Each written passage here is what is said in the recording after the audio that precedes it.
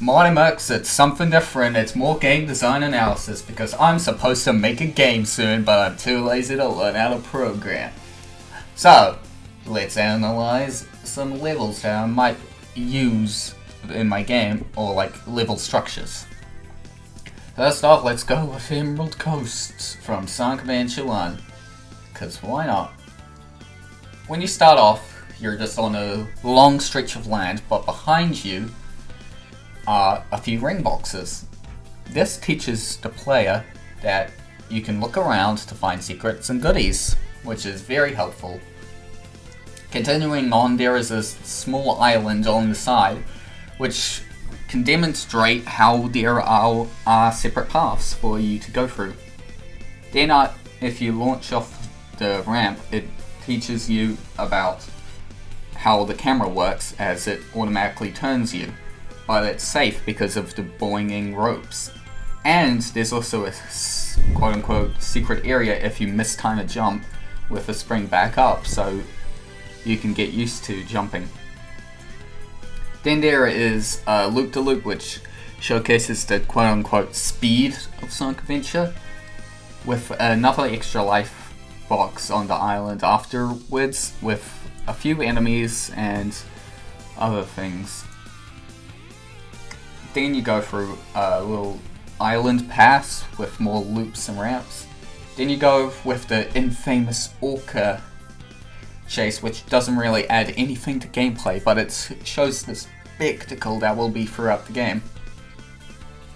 Then you launch off into a somewhat open world location where you can explore for a few item boxes, which tells you about the scale of some of the locations and how you can go through it.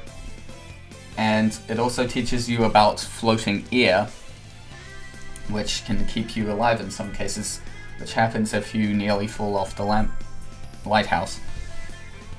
There is also a few extra life boxes so you can replenish your lives if you died from the Orca. Then there's section 2 with a different music track, which is very nice. And you run through a cave, and then you get to either run on walls or run downwards. I didn't realize the lake could kill you because I never explored it, but yeah, there's nothing here. So then you go through, and depending on where you go, you end up in two paths. The bottom path is a lake with lily pads for you to jump on and a few enemies and spike hazards. And the top half lets you zoom past all of that and get an extra life, which teaches you that keeping your momentum and going on the higher path will give you rewards in turn for you keeping your momentum. Then after that, there's a bunch more loop-de-loops and rings in the water, and then you get to the massive ramp before the end of the stage.